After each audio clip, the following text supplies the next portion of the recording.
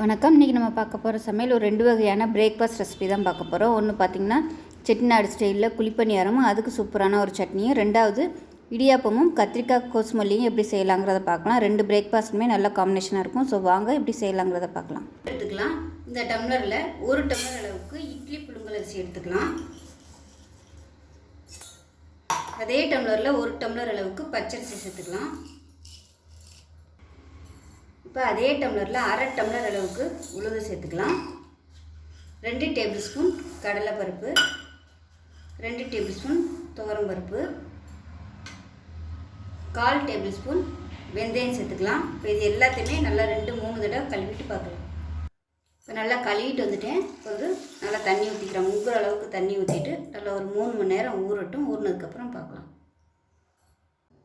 இப்போ பார்த்திங்கன்னா மாவு வந்து நல்லா நைஸாக அரைச்சிட்டு உப்பு போட்டு கரைச்சி நல்லா ஒரு நாள் நைட்டு வந்து நல்லா புளிக்க விட்டுட்டேன். மாவு வந்து ரொம்ப தண்ணியாக இருக்கக்கூடாது. இப்போ நல்லா புளிச்சிருச்சு மாவு. இப்போ இதில் வந்து எல்லாத்துலேயுமே வெங்காயம் அதில் தாளிப்பு கொட்டாமல் கொஞ்சோண்டு ஒரு 2 கரண்டி மட்டும் நான் எடுத்து வச்சுக்கிறேன். ஏன்னா மிச்சம் இருந்துச்சுன்னா வெங்காயம் போட்டிருக்கறனால நல்லா இருக்காது. அதனால் பத்தலையெல்லாம் நம்ம கலந்துக்கலாம். ஃபஸ்ட்டு ஒரு 3 கரண்டி வந்து எடுத்து வச்சுக்கிறேன். இப்போ இதில் வந்து நம்ம வெங்காயம் இது கடலைப்பருப்பு இதெல்லாம் தாளித்து கொட்டிக்கலாம். இப்போ ஒரு பேன் எடுத்துக்கலாம். கொஞ்சமாக எண்ணெய் விட்டுக்கலாம். நான் வந்து இதில் கடலைப்பருப்பு உளுந்தெல்லாம் தாளிக்கலை. வெறும் வெங்காயம் கடுகு உளுந்து இது மட்டும்தான் தாளிச்சிருக்கேன். நீங்கள் வந்து விருப்பப்பட்டால் சேர்த்துக்கோங்க. இப்போ எண்ணெய் சூடாயிருச்சு. 1 டீஸ்பூன் கடுகு சேர்த்துக்கலாம். 1 டீஸ்பூன் உளுந்து சேர்த்துக்கலாம். இப்போ இதில் ஒரு கைப்பிடி பொடியாக இருக்குன்னா வெங்காயம் சேர்த்துக்கலாம். ஒரு பச்சை மிளகா வந்து பொடியாக கட் பண்ணி சேர்த்துக்கலாம். அதோட கருவேப்பிலையில் சேர்த்துக்கலாம். கொஞ்சமாக கொத்தமல்லி இலையும் சேர்த்துக்கலாம். இது எல்லாத்தையும் நல்லா வதக்கி வச்சுக்கலாம். இந்த வெங்காயத்துக்கு தேவையான உப்பு சேர்த்துக்கலாம்.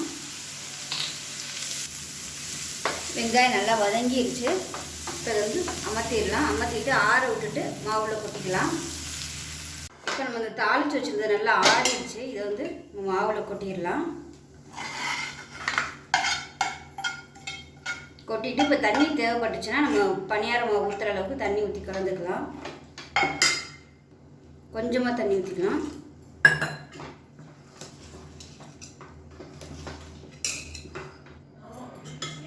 இப்போ பணியாரக்கால் நல்லா சூடாயிருச்சு. இப்போ எல்லா புளியிலையும் கொஞ்சம் கொஞ்சமாக ஊற்ற ஆரம்பிச்சிடலாம்.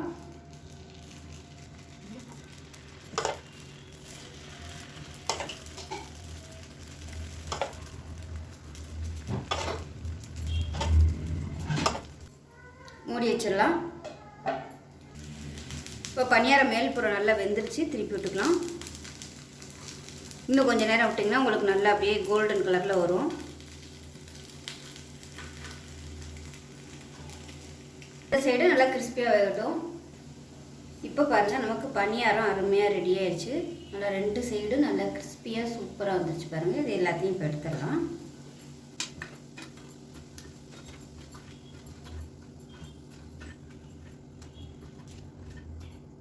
இப்போ வேற ஒரு பேன் எடுத்துக்கலாம். பேன் சூடாக இருக்கும்.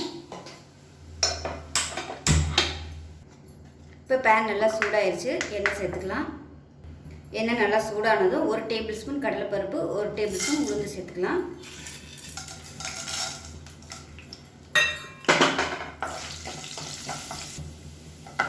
இப்போ கடலைப்பருப்பு உளுந்து எல்லாமே நல்லா பொன்னிறமாக வர ஆரம்பிச்சிருச்சு. இதில் 2 வெங்காயம் நீளமாக நறுக்கினா சேர்த்துக்கலாம். அது கூடவே ஒரு 3 பல் பூண்டு சேர்த்துக்கலாம். வெங்காயம் வதங்குறதுக்கு உப்பு சேர்த்துக்கலாம். அதோட சின்ன நெல்லிக்காய் சைஸுக்கு புளியும் சேர்த்துக்கலாம். இப்போ வெங்காயம் நல்லா வதங்கிடுச்சு. இதில் பார்த்திங்கன்னா நல்ல ஒரு 12 வரமிளகா வந்து நல்லா சுடுதண்ணியில் ஊற வச்சு வச்சுருக்கேன். இதை சேர்த்துக்கலாம். இதையும் சேர்த்து நல்லா வதக்கிக்கலாம். இப்போ இது எல்லாமே நல்லா வதங்கிடுச்சு. அமர்த்திடலாம். அமர்த்திட்டு ஆற விட்டுட்டு நல்லா நைஸாக அரைச்சிடலாம். இப்போ ஒரு கடாயை எடுத்துக்கலாம். இப்போ தேவையான அளவுக்கு எண்ணெய் விட்டுக்கலாம். எண்ணெய் சூடாகிடுச்சு. 1 டீஸ்பூன் கடுகு, 1 டீஸ்பூன் உளுந்து சேர்த்துக்கலாம். கடுகு வெடிக்கவும் கருவேப்பிலை சேர்த்துக்கலாம். இப்போ இதில் நம்ம அரைச்சி வச்சுருந்த சட்னியை வந்து சேர்த்துக்கலாம்.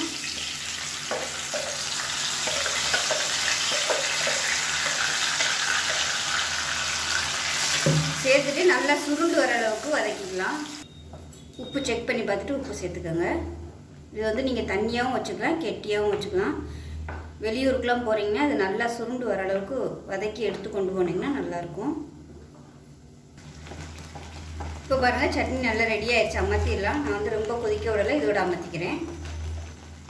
கொதிக்க விடையில கவனமாக கொதிக்க விடணும், முகத்தில் அப்படியே தெரிக்கும். இப்போ நமக்கு சட்னி அருமையாக ரெடி ஆயிடுச்சு. குழிப்பணியாரமும் ரெடி ஆயிடுச்சு. நல்லா காரசாரமாக சூப்பராக இருக்கும் அந்த சட்னி.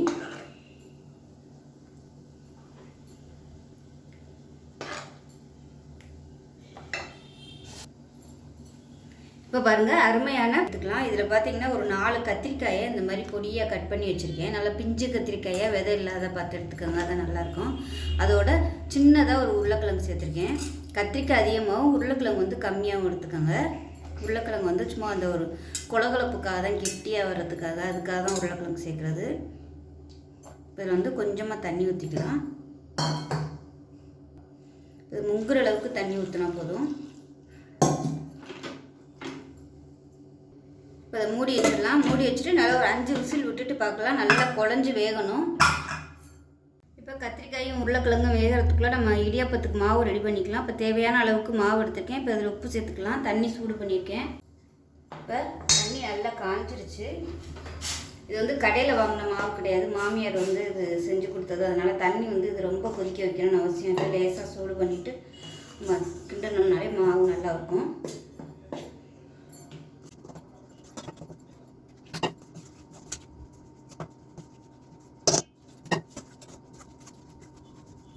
இப்போ பாருங்கள் மாவு நல்லா சாஃப்டாக பசஞ்சாச்சு. இது வந்து மூடி வச்சிடலாம், இல்லை துணி போட்டு மூடி வச்சுக்கோங்க. இப்போ அந்த சைடு இடியாப்பத்துக்கு தண்ணி காய வச்சுருக்கேன். இப்போ நம்ம இடியாப்பத்தை பிழிஞ்சு விட்டுக்கலாம். நான் வந்து துணி போடலை, எண்ணெய் தடவிருக்கேன்.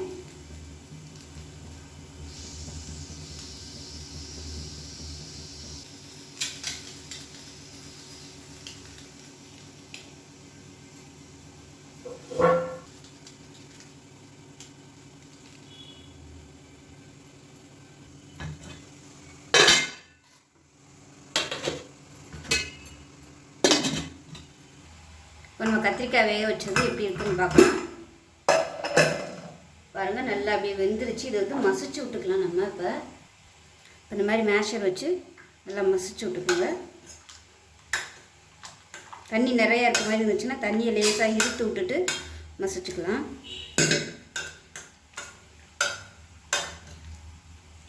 இப்போ பாருங்கள் நல்லா மசிச்சாச்சு. இந்த மாதிரி இருக்கணும், ரொம்ப அப்படியே நைஸாக இருக்கக்கூடாது.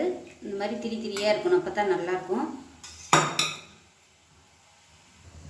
இப்போ ஒரு பேன் எடுத்துக்கலாம். இப்போ தேவையான அளவுக்கு எண்ணெய் சேர்த்துக்கலாம். இடியாப்பம் வேகிறது வந்து நான் அந்த அடுப்புக்கு மாற்றிட்டேன். இதில் வந்து தாளிச்சு விட்டுலான்ட்டு எண்ணெய் சூடாகவும் 1 டீஸ்பூன் கடுகு சேர்த்துக்கலாம், 1 டீஸ்பூன் உளுந்து சேர்த்துக்கலாம், 1 டீஸ்பூன் போல் சீரகம் சேர்த்துக்கலாம்.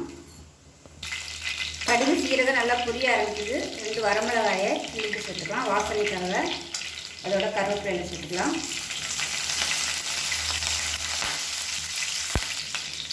எல்லாமே நல்லா பொரிய ஆரம்பிக்குது.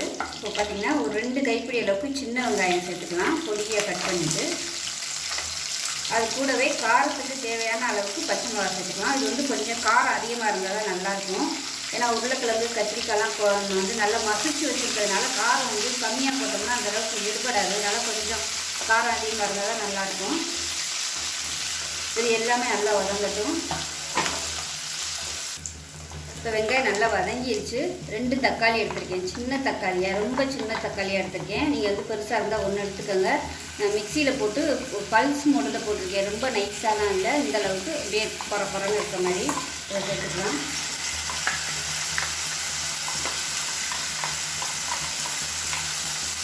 இதையும் சேர்த்து வதக்கி விட்டுக்கலாம். நல்லா இது எல்லாமே நல்லா வதங்கிட்டு இருக்குது. பச்சை மிளகா வந்து இவ்வளோ பச்சை மிளகா இருக்கிறது உங்களுக்கு பிடிக்கல அப்படின்னு நினச்சிங்கன்னா ஒரு 2 பச்சை மிளகாயை கத்திரிக்காய் உருளைக்கிழங்கு நம்ம வேக வைக்கையில போட்டு அதோடு சேர்த்து மசிச்சு விட்டிங்கன்னா கூட உங்களுக்கு அந்த இது அப்படி முழுசாக தெரியாது.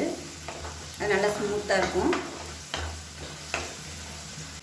இந்த சைடு பார்த்திங்கன்னா இடியாப்பமும் வெந்துருச்சு, எடுத்துடலாம். இப்போ சூப்பராக ரெடி ஆயிடுச்சு. இப்போ தக்காளி நல்லா மசிஞ்சிருச்சு. நம்ம உருளைக்கிழங்கு கத்திரிக்காய் மசிச்சு வச்சுருந்ததோட சேர்த்துக்கலாம். சேர்த்துட்டு இதோட புளி தண்ணி சேர்த்துக்கலாம். இப்போ புளிப்பு டேஸ்ட்டுக்கு தகுந்த மாதிரி புளி தண்ணி சேர்த்துக்கலாம்.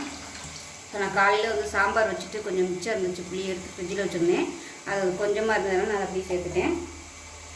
இது வந்து கலந்து விட்டுக்கலாம். இன்னும் கொஞ்சம் தண்ணி ஊற்றிக்கலாம். அது கொதிக்கையில் கெட்டியாக வரும். தண்ணி இன்னும் கொஞ்சம் சேர்த்துக்கலாம். இப்போ தேவையான அளவுக்கு தண்ணி ஊற்றியாச்சு. இது எல்லாமே வெந்தது தான். இது வந்து கொதி வரட்டும். கொதி வரவும் நம்ம அமர்த்திடலாம். இப்போ இது நல்லா கொதிச்சிருச்சு, அமர்த்திடலாம். அமர்த்திட்டு கல்லுப்பு வந்து சேர்த்துக்கலாம். தேவையான அளவுக்கு கல்லுப்புல நைஸ் உப்பு சேர்த்துக்கோங்க. சேர்த்துட்டு கொத்தமல்லி நல்ல ஒரு கைப்பிடி அளவுக்கு சேர்த்துக்கலாம். சேர்த்துட்டு அப்படியே மூடி வச்சிடலாம். ஆறுச்சுன்னா உங்களுக்கு நல்லா கெட்டிப்படும். மூடி வச்சிடலாம். கோசுமல்லி ரெடி ஆயிடுச்சு. இப்போ பாருங்கள், இடியாப்பமும் கத்திரிக்காய் கோசுமல்லியும் ரெடி ஆயிடுச்சு. ஸோ ரெண்டுமே காம்பினேஷன் பார்த்திங்கன்னா சூப்பராக இருக்கும். ரொம்ப ஃபேமஸான இந்த செட்டிநாடு கத்திரிக்காய் கோசுமல்லி. இதே மாதிரி செஞ்சு பாருங்கள். செஞ்சு பார்த்துட்டு எப்படி வந்துச்சுங்கிறத சொல்லுங்கள். வீடியோ பிடிச்சிச்சா லைக் பண்ணுங்கள், கமெண்ட் பண்ணுங்கள், சேனலை சப்ஸ்கிரைப் பண்ணுங்கள், பக்கத்தில் பெல் பட்டனை ப்ரெஸ் பண்ணுங்கள். நன்றி.